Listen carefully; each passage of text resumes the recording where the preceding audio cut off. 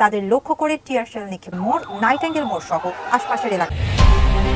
BNP এবার একাধিক plan নিয়ে মাঠে নামবে, কারণ বিগত সময়ে বিএনপির আন্দোলন যখন চূড়ান্ত ধাপে পৌঁছে তখন সরকার রাষ্ট্রকে ব্যবহার করে তা পণ্ড করতে সক্ষম হয়েছে অভিযোগ দলটির। কিন্তু এবার ভাবা যায় তাহলে ঘটনাটা কোথায় গেল? আজকেই মাত্র পিটার হাস আপনার বলছিল যে বাংলাদেশের নির্বাচন নিরপেক্ষ, অবাধ এবং সুষ্ঠু হয়নি। একের পর এক কারামুক্ত হচ্ছেন বিএনপির শীর্ষ নেতারা। আওয়ামী লীগ এবং বিএনপির মধ্যে সংঘর্ষ কি ঘটতে চলেছে এই নির্বাচনকে কেন্দ্র করে? আজকের ভিডিওটি যদি সম্পূর্ণ দেখেন তাহলে অবশ্যই বুঝতে পারবেন বাংলাদেশে কোন জায়গায় পৌঁছেতেছে। তো চলুন কথা না বাড়িয়ে আজকের মূল ভিডিওতে যাওয়া যাক। দিকে এই উত্তেজনা শুরু হয়। বিএনপি নেতাকর্মীরা পুলিশের দিকে ইট পাটকেল ছুড়লে পুলিশও তাদের লক্ষ্য করে টিয়ার শেল নিক্ষেপ করে। ধাওয়া পাল্টা ধাওয়ার সময় বিএনপি নেতাকর্মীরা কাকরাইলের প্রধান বিচারপতির বাসভবনের গেটে ভাঙচুর করে। কাকরাইল মোড়ে ট্রাফিক পুলিশ বক্সে আগুন দেয় বিক্ষোভকারীরা। এছাড়া কাকরাইল মসজিদের সামনে আওয়ামী লীগ নেতাকর্মীদের বহনকারী একটি বাস ও দুটি পিকআপ ভ্যানে হামলা হয় বলে অভিযোগ করা হয়। বিএনপি নেতাকর্মীদের সাথে পুলিশের এই ধাওয়া পাল্টা ধাওয়া থেমে থেমে Mintu road, hair road, Kakrail মসজিদ রোড, কাকরাইল মোড়, নাইটেঙ্গেল মোড় সহ আশপাশের এলাকায় চলে।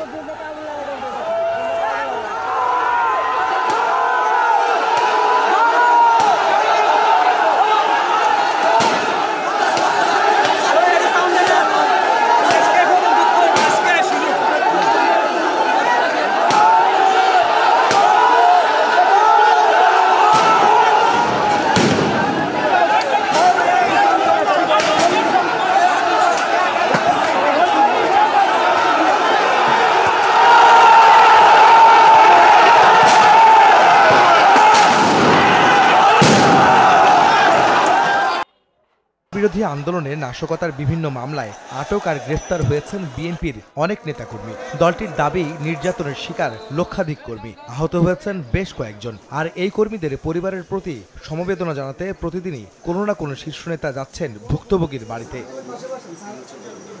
কারাগারে মারা যাওয়া ঢাকা মহানগর দক্ষিণের ৩৯ নম্বর ওয়ার্ড বিএনপি নেতা ইমতিয়াজ আহমেদ বুলবুলের গোপীবাগের বাসভবনে পরিবারের প্রতি সমবেদনা জানাতে যান দলটির স্থায়ী কমিটির সদস্য নজরুল ইসলাম খান। এ সময় তিনি দাবি করেন কারাগারে বুলবুলের মৃত্যু স্বাভাবিক নয়। যারা নির্যাতনের শিকার হয়েছেন তাদের ত্যাগের বিনিময়ে দেশে গণতন্ত্র প্রতিষ্ঠার হুঁশিয়ারি দেন তিনি। বিএনপি তার যত নেতা কর্মী গুম, খুন এবং অপমৃত্যুর শিকার হয়েছে তাদের রক্তের বিনিময়ে, তাদের প্রাণের বিনিময়ে এদেশের মানুষের জন্য গণতন্ত্র পুনঃপ্রতিষ্ঠা করবে ইনশাআল্লাহ। কাজেই এই বিএনপি ইনশাআল্লাহ আগামী দিনে আবার বাংলাদেশে গণতন্ত্র এবং সুশাসন প্রতিষ্ঠা করবে। এদিকে দলটির নীতি নির্ধারণী ফোরামের আরেক সদস্য গয়েশ্বরচন্দ্র রায় বলেছেন, মামলা আর গ্রেফতারে ক্লান্ত নেতাকর্মীদের মুক্তি এখন বড় চ্যালেঞ্জ। তবে সরকার পরিবর্তনের জন্য আবার ঘুরে দাঁড়াবেন তারা।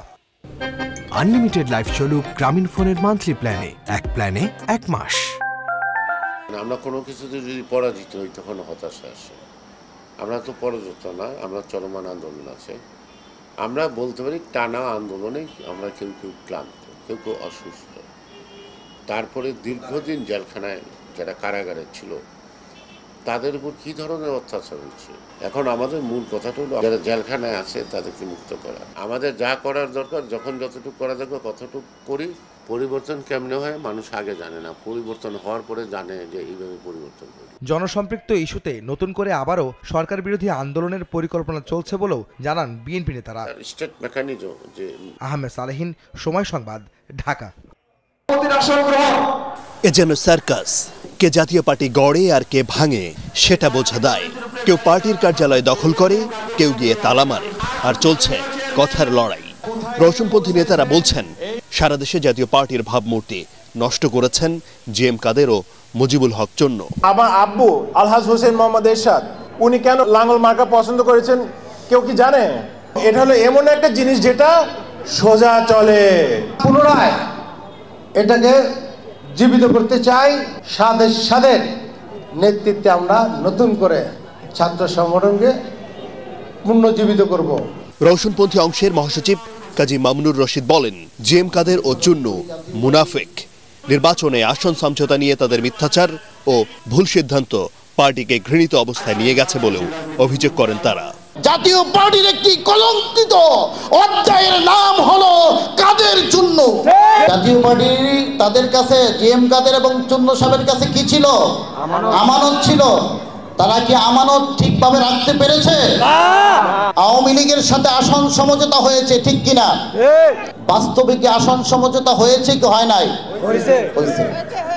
জনসম্মুখে আইসা সাংবাদিকদেরকে বলছে আওয়ামী লীগের সাথে কোনো আসন সমঝোতা হয় নাই। আওয়ামী লীগ কেন 26টি আসনে তাদের প্রার্থী প্রত্যাহার করেছে তারা তা জানে না, বলছে কিনা? অন করুন ভ্যাকেশন মোড, এনার্জি সেভ করুন নিশ্চিন্তে। ওয়ালটন স্মার্ট ফ্রিজ, বোঝে আপনার প্রয়োজন। মার্চের শুরুতে দলের কাউন্সিলের জন্য নেতাকর্মীদের প্রস্তুত থাকার আহ্বান জানানো হয় এই সভা থেকে।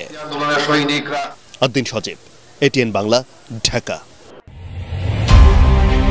আন্দোলনে গতি ফেরাতে প্রস্তুত বিএনপি। একের পর এক নেতাকর্মীদের কারামুক্তি সেই আভাসই দিচ্ছে।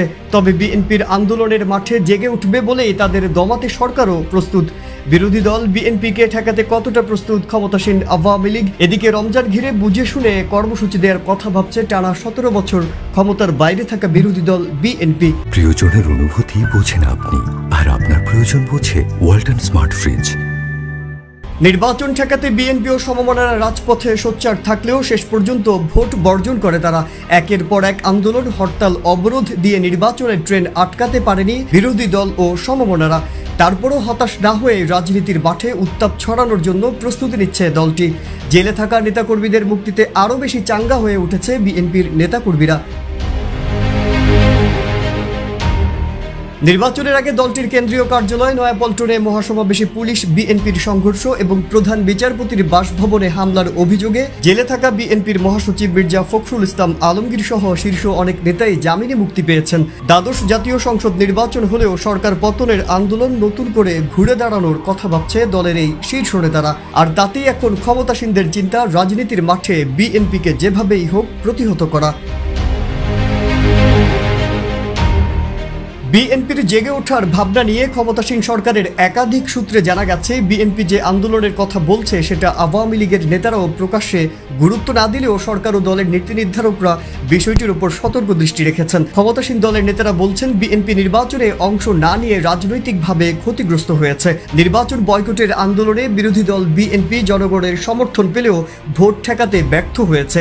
এতে দলটির নেতাকর্মীরা হতাশ হয়েছে এবং তাদের মনোবল ভেঙে গেছে। এমন অবস্থায় ঘুরে দাঁড়াতে সময়ের প্রয়োজন বলেও ভাবছে বিএনপির নেতারা। নতুন করে বিএনপির আন্দোলনকে ঘিরে আওয়ামী লীগের যুগ্ম সাধারণ সম্পাদক আফম বাহাউদ্দিন নাসিম বলেন, বিএনপি জামায়াত কখনো দেশের উন্নয়ন চায়নি। আওয়ামী লীগ শান্তি, উন্নয়ন এবং অগ্রগতিতে বিশ্বাসী। বিএনপির আন্দোলন নিয়ে আমাদের কোনো মাথা ব্যথা নেই। আইন শৃঙ্খলা বাহিনী আছে, তারা বিষয়টি দেখবে। বিএনপি কর্মসূচি দেবে, দিয়ে কি লাভ? তাদের নেতারাই তাদের কর্মসূচিতে আসে না। তাই দল রক্ষার জন্য, নেতৃত্ব রক্ষার জন্য তারা কর্মসূচি দিচ্ছে। নির্বাচন ঠেকাতে বিএনপি কি ব্যর্থ হয়েছে এমন প্রশ্নের জবাবে দলটির ছাত্র দলের যুগ্ম সাধারণ সম্পাদক আমানুল্লাহ আমান বলেন, বাংলাদেশের গণমানুষের কোনো প্রকার অংশগ্রহণ ছিল না এবং সেক্ষেত্রে আমি মনে করি যে বিএনপির আহ্বান সফল হয়েছে। বিএনপির ডাকে সাধারণ মানুষ সাড়া দিয়ে এই কলঙ্কিত নির্বাচনকে বর্জন করেছে।